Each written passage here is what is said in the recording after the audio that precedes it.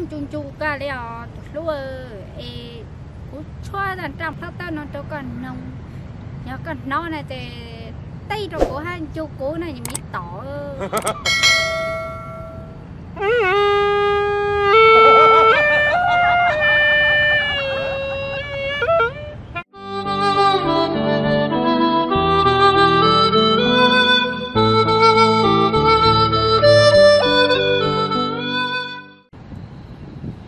Hey, nhớ xong à? nhớ xong à? Thọ khe cái lúm bê rồi bê xe cái lúm bê hôi chài vậy? Bê lúm bê hôi bằng qua đi. Bằng qua đi nó lò. Ấy này là xịn hết chưa?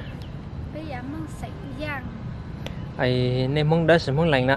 Bây giờ mong lành. Mong lành em nắng trượt xóa lá lá đu đu đó. Giờ lệ ấy cái tua luôn ăn sừng tại cái thịt tê. Tua luôn trăng phao tàu. Cái chơi ra bên nông sai. Ôn ly kìa. Cái bộ chơi chuột ra sao? Dạ. Chuột sai. Chuột giống nông thể. Giống nông của chuột ấy.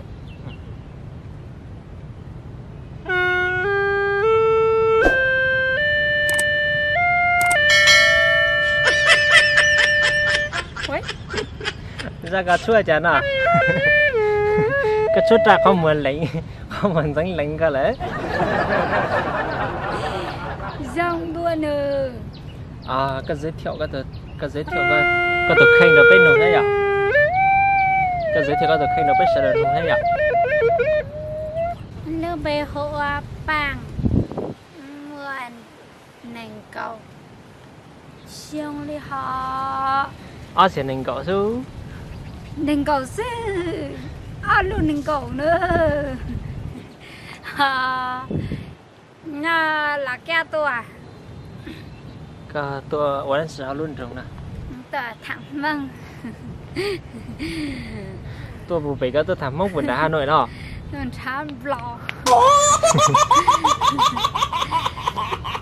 vậy thì chỉ mà mơ nhà bay nó vậy đây cái sai lòng có rong chẳng bay bây giờ tôi sai là thì nó lên một lần rồi rong Anh chắc lần đầu bây giờ chỉ nhà cái gì này chỉ rong. giờ chắc lần đầu bị phê là Giờ này sắp phê rồi này tuần này phê.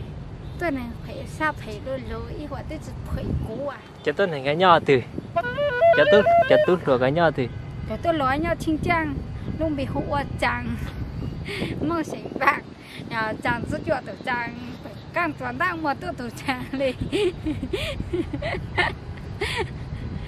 chẳng sẽ bảo không có sai bố tôi rong cộng bọn tôi nợ nà tôi sẽ chờ khoáng vô cu